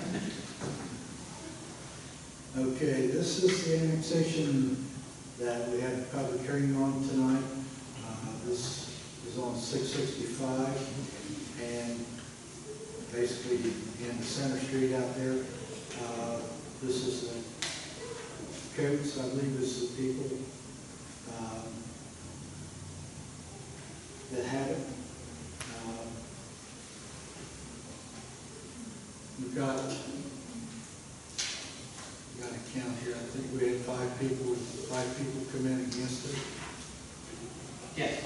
5. And that was against the building, That was against the building, it wasn't against the That's it, annexation right, it wasn't itself. against the I want to get that on the record. So, I can make a motion that we approve it and move on with it. can we get a second, or is there any discussion? All right, can we get a second? Second. Okay, clerk, could you please take the roll call for the resolution? Smith, Yes. Russell, yes, Peters, Yes. Robinson, Yes. Hayes, Yes. Pitts, Yes. Blazer. Yeah. Okay. Motion carries. On to ordinance 14920, a motion to read by title and number. So moved. All right, clerk, could you please read the ordinance? Ordinance 14920, sponsored by Rich Hayes and Lawrence County official zoning map. Okay, this is property in question at 5 Cherry Street, be rezoned from an R3 to a B2. There were 2 challenges, 2 public hearings to this. This would be the Bill King property. Now, these, do you have to have like the neighbors sign off on that as well? On the changing, I think the Sounds- paperwork we got, it just came from the zoning. I didn't see where the neighbors had to sign. I think they just went to the. I don't know how they. Pat, do you know? Or I didn't, I can't hear your question. Okay. Changes. No, go ahead. On the changing zoning, so like a property like they're on Cherry Street, would they need to get signatures from the surrounding property owners that butt up against that property? Like an alley vacation? Yes. No, I no. asked that question. No, they just rezone it and then we send the letters out and that's how they knew what was going on. They get notice. They get notice. Right. Yeah. So Okay. they're not asking ahead of time. The neighborhood, the neighbors are not asking. No, not like a valley or Okay. alley vacation. Okay. Once, where it goes to planning, Yeah, that's notice what they they're come to planning, so this has already been to planning. Yeah. Then they get notice of the public hearing. So they get two notices. So this is just approved by planning. The residents never were contacted. Until they got that letter. Everyone around them, that's 200, Gotcha. 200 feet, 200. Yeah, I understand what you're saying. So they got contacted when, Twice. yes, okay, yeah. I just didn't know like that alley that vacate where you have to get signatures from the budded properties. Right, alleys you get signatures. Gotcha, okay. That's, So with this, do they get signatures? no, they just get notice that, They get two notices. Yes, and they can come in and contest it. And they can, Right here. and they can come to the planning commission. First planning. Oh, okay. The Yep. planning, they could contest it. So planning gets it first and then we send it to you guys. And I don't believe anyone came to planning, did they, Jeff? No, there's no planning. So they got notified ahead of time at the plan, about the planning meeting, and they didn't show up there. And they got notified this time, and so they showed up here. Yeah, and This is our fourth reading. has there ever been a complaint with that lot, the way it's been, Has there been a complaint from a resident? or the city? Yeah, the city has sent several notices in the past. Now, with those notices, if it's turned to a commercial property, are we still able to send those notices? Absolutely. So If someone violates a code, they get a notice. I guess my point is, if you don't want a favor from the city, and the city's saying, hey, you need to clean up your lot, and you're saying, thanks, I'm not gonna clean it up. I mean, there's no expectation that they're gonna clean it up after we make the zoning change. I mean, that's my biggest thing.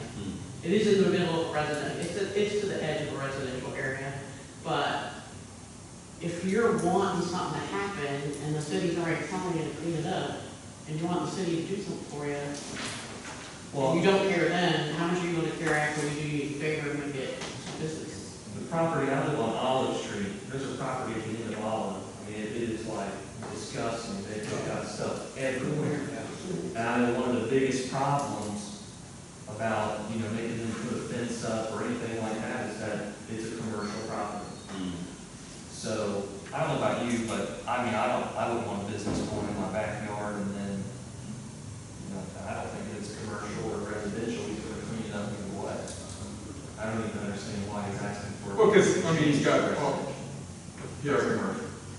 concrete business, and he needs a place to store his equipment, he can't store it at his house now, he has his property, he wanna try to get changed so he can have the business I property. don't want your equipment being stored at the back of my house, from my neighbors.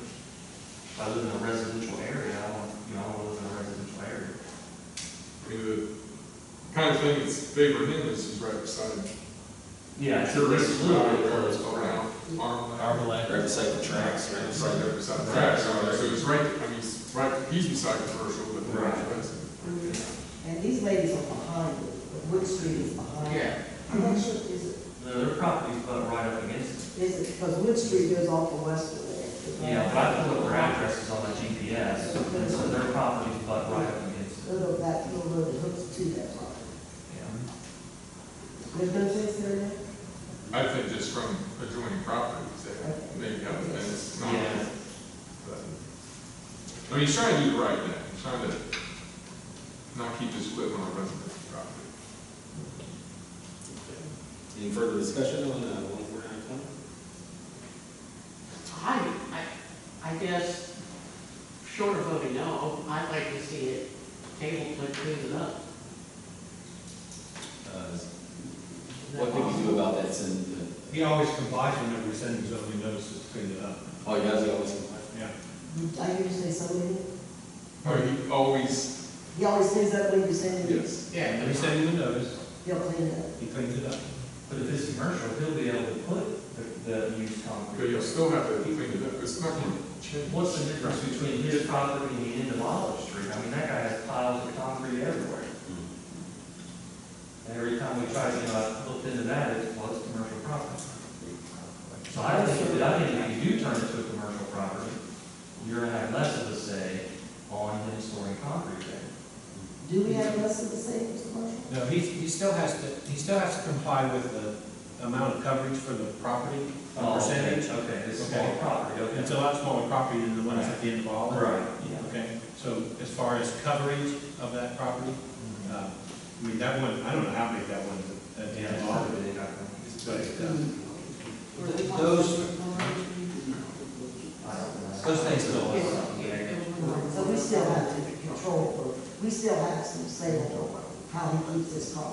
It's no different than any other business. If there's a business, just pick one out of Lafayette Street, that maybe doesn't mow their grass or their fence, they got the wrong kind of fence, they get a notice and they have to fix it. I think basically his is just equipment.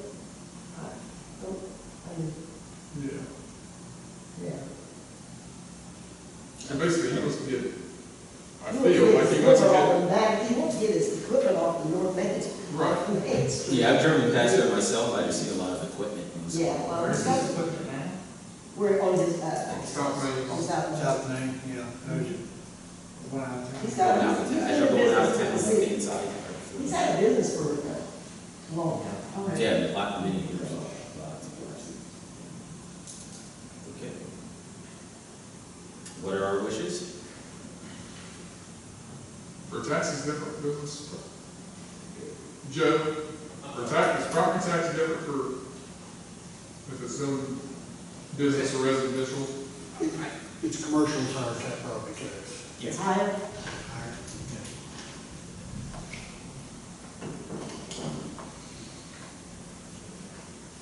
Okay, so what are our wishes? Leave it one. I'll make a motion to adopt. I say, Clerk, could you please take the roll call? Peters, Yes. Robinson, Yes. Hayes, Yes. Pitt, Yes. Blazer, Yes. Smith, No. Russell. yes.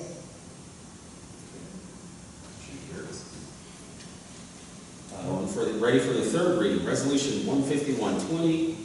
Motion to read by title or number. So moved. All right, clerk, could you please read the resolution? I say second. Okay. Please, second. Oh, sorry. Resolution number 15120, sponsored by Anthony Smith, a resolution increasing appropriations. So this is decreasing, this is the third time we talked about this. With the originally looked at a used truck, we appropriated this money. We need to take this back so that it's not spent. So if anyone doesn't have any questions, I'll make a motion that we adopt 15120. I'll second. All right, second. Clerk, could you please take the roll call? Robinson? Yes. Hayes? Yes. Pitt? Yes. Blazer? Yes. Smith? Yes. Russell? Yes. Yes. Motion carries. Ready for our second reading, Resolution 15520. Motion to read by title and number. So moved. Can we get a second? Okay. Clerk, could you please read the resolution? Resolution 15520, sponsored by Fred Russell, a resolution increasing appropriations. Okay, this is donated money given to the fire department on October. This needs to be put in the proper line. I didn't hear your resolution. I said it's the money donated from Cobra, Oh, okay. given to the fire department. It just needs to be put in the proper donation line. Moving it. $2,500. I made it. Is there any question? Yeah, we have to I suspend this. made it. Suspend the reading. Second. Okay. First and second, clerk, please take the roll call. Hayes. Yes. Pitt. Yes. Blazer. Yes. Smith. Yes. Russell. Yes. Peters. Yes. Robinson. Yes. And can we get a motion to adopt? Make a motion to adopt. Second. All right, clerk, please take the roll call. Pitt. Yes. Blazer. Yes. Smith. Yes. Russell. Yes. Peters. Yes. Robinson. Yes. Hayes. Yes. Motion carries. Resolution 15620, motion to read by title and number. So moved. Second. First and second. Resolution 15620, sponsored by Brenda Russell, a resolution increasing appropriation. Okay, this also is $2,500 given from Cobra, and it will go to the police department. We need to just put in the appropriate line item.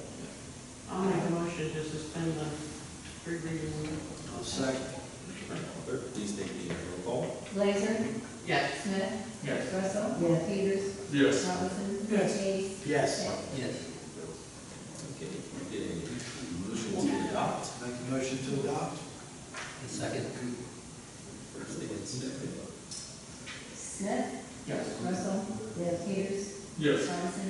Yes. Hayes. Yes. Pitt. Yes. Blazer. Ordinance 15720, motion to read by title and number. So moved. Any second? Second. All right, second. Clerk, please read the ordinance.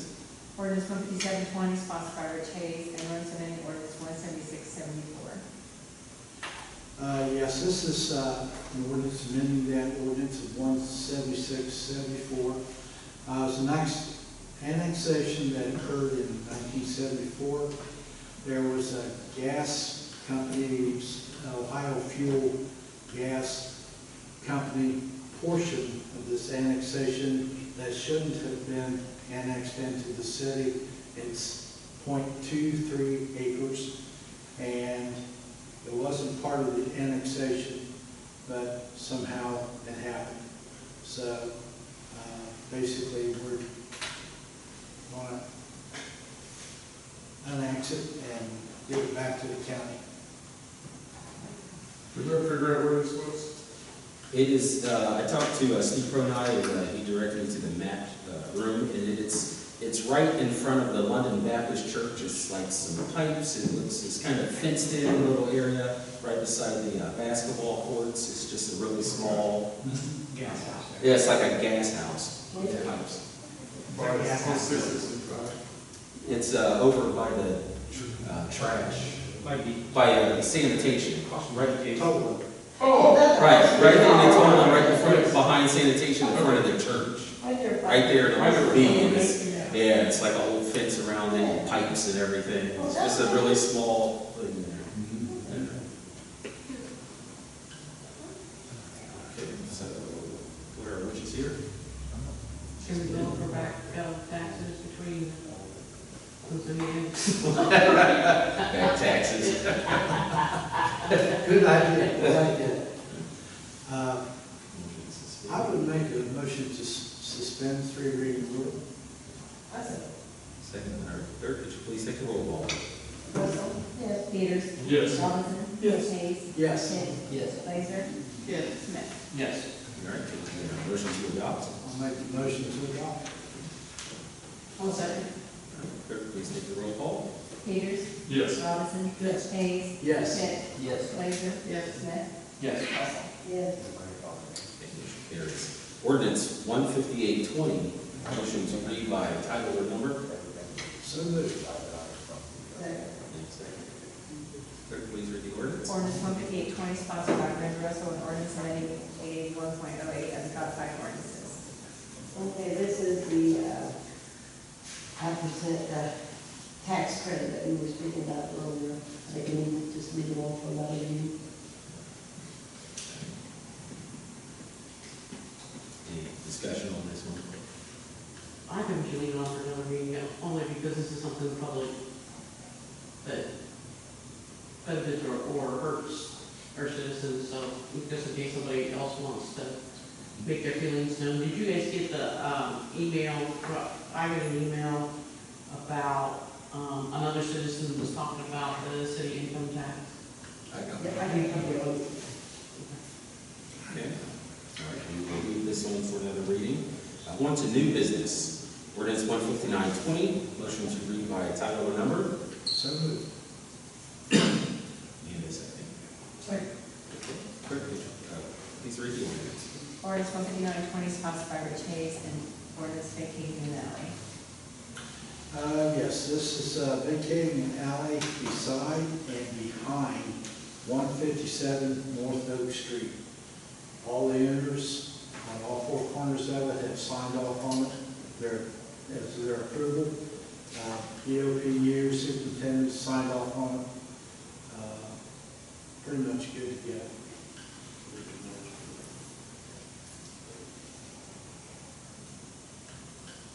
And we'll need to have a public hearing for this one. September 17th, that's for the. You said 17? Yeah, 17, that's out far enough.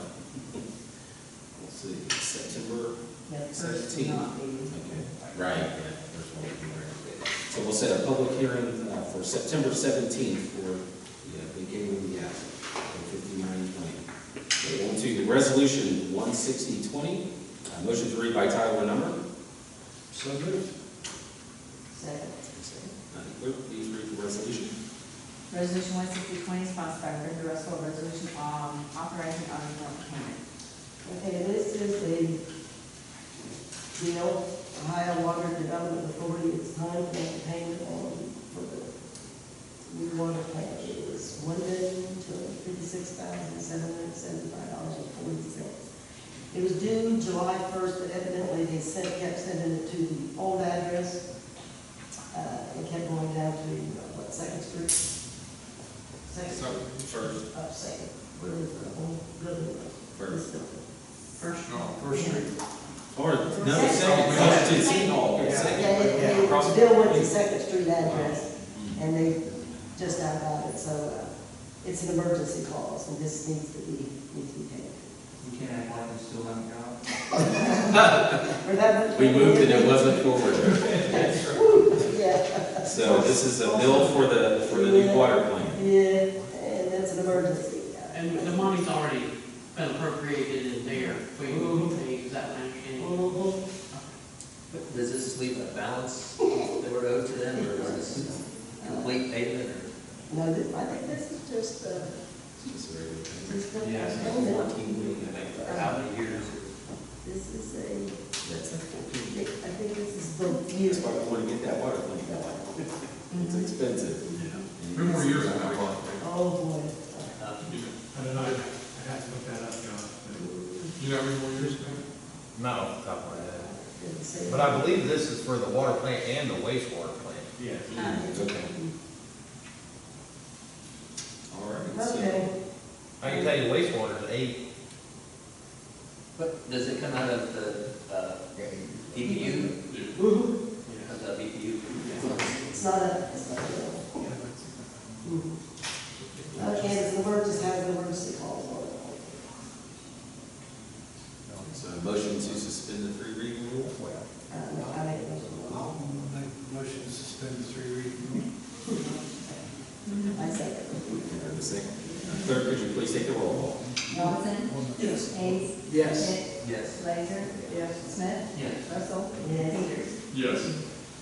Okay, any motion to adopt? Move to adopt. Second. Clerk, could you please take the roll call? Hayes? Yes. Hicks? Yes. Blazer? Yes. Smith? Yes. Russell? Yes. Peters? Yes. Yes. Ordinance 16120, a motion to read by title or number. So moved. Clerk, please read the ordinance.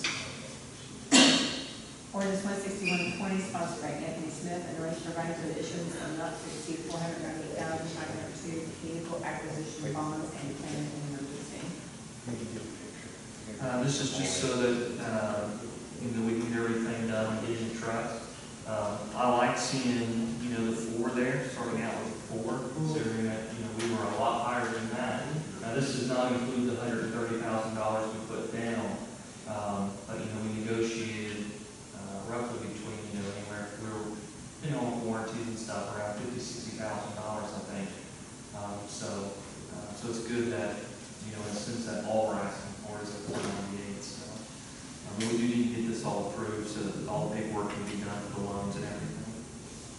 You're giving us a little bit of money, but you're taking away a lot. Oh, yeah. I see how it goes. And this is an emergency, correct, for the? Yes, yeah. Okay. So, I make a motion to suspend. clerk, please take the roll call. Head, Yes. Blazer, Yes. Smith, Yes. Russell, Yes. Peters, Yes. Robinson, Yes. Hayes. Yes. Okay, and a motion to adopt. Make a motion to adopt. Second. Clerk, please take the roll call. Blazer, Yes. Smith, Yes. Russell, Yes. Peters, Yes. Robinson, Yes. Hayes, Yes. Hicks. Yes. Motion carries. Resolution 16220, a motion to read by title number. So moved. Need a second. Second. Okay, clerk, please read the resolution. Resolution 16220, sponsored by Anthony Smith, a resolution authorizing the Board of Public Utilities to enter into a contract with Madison County to provide wastewater services. So what this is the county purchased the London Correctional Institute. So this is just the exact same contract that we had previous. So this is just making sure, this is really for us to make sure that the county is in a contract for the same exact services that we've already been providing. The same amount of money. Yeah. You mean, Go ahead. they did not purchase the prisons. I see what I said. Well, the county can purchase the sewer plant and, I just Sewer plant, I'm sorry. Yeah. I just wanted the minutes certificate. So they purchased their wastewater and their sewer, or I'm sorry, water. So what they wanted, pretty much they wanted the water, they said, if you want the water, you gotta take the sewer. So we collect the sewer. So it's the exact same deal that we had with Ohio and ODRC, the Ohio Department of Rehabilitation and Corrections. And so it's the same deal. It's to make sure that we have that income coming in until the loan on our end is paid for. So it's the same deal. This should have been knocked out a while back, but then COVID hit and there were some issues with the commissioners. Had some people that were susceptible in their household that didn't want to come sign it and things like that. So that's why it's coming to you now. The county has been paying. That we don't have an issue where we have to go after the county. They've been paying. They've been good partners on this. This is just to put it in writing to make sure that we cover ourselves and they cover themselves. So. I had a good rumor started there. Yeah, you almost did. All right, and this resolution does not have an emergency clause. Does it? Mine does. I think that they threw it in, didn't Mine doesn't. Resolution hereby declared emergency 162. measure. Well, Yeah. It should have one, I believe it does. Mine does. It's a little bit. Well, Ours does not. so yours I does. think they changed, maybe, was this a change came through like Wednesday or something? Jennifer if Jennifer changed it, that might have been the day she changed it. If you guys want to make a motion to amend just to make sure, but you have the I do piece. have. But if you guys, We're good. Now, she's got the original, and it Yes. says emergency. Yes, yes. So then we're fine. yes, it has an emergency clause on it. Okay. It doesn't make money on the contract, is that per, how does that work? Just real quick, sorry. I thought it did, it showed how much they paid per. I just glanced it real quick and it's. 582 per thousand. Yeah, Okay. yeah, 582 per 1,000 gallons of sewage, yeah. Okay, so a motion to accept. Yeah, I'll make a motion, well, we gotta suspend this, right, yeah, I'll make a motion to suspend to the reading. And second. All right, clerk, please take the roll call. Smith, Yes. Russell. Yes. Peters, Yes. Robinson, Yes. Hayes. Yes. Hicks. Yes. Blazer. Yeah. And a motion to adopt. Make the motion to adopt. Second. Clerk, please take the roll call. Russell, Yes. Peters. Yes. Robinson. Yes. Hayes. Yes. Hicks. Yes. Blazer. Yes. Smith. Yes. Motion carries. On to roundtable, Mrs. Russell. I'm glad to be here tonight, Anthony. I just want to thank you. We have happy faces on the church. They were by, I think they said is it 2 months? They keep doing this to, what does that mean? piece or two. We better have. Or 2 trucks. But I tell you what, there's some happy campers there, some really happy campers there. 2 of them were getting ready to leave, they were leaving the department. And so TJ, he was mad at me because one of them was going to his department. But they're, thank you so much for all the hard work you do. Really, I understand. Pays off now. All right, Mr. Peters. I have nothing. Okay. I just want to thank everybody that came out to voice their concerns. Thank you to Anthony and Carla for your hard work on some of these bigger issues, so. That's all I got. Okay, Mr. Hayes. I'd like to thank all city departments for all your work that you do. I'd like to thank everybody for coming out tonight, voicing your opinion. This is what this is all about. Thank God we've got it. Thank you guys.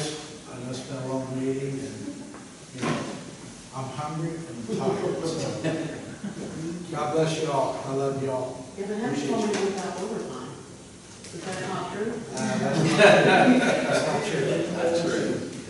All right, Mr. Higgins. I'd like just to thank everyone that came out and, you know, spoke to the various legislation that was presented tonight. Anyone that's listening online.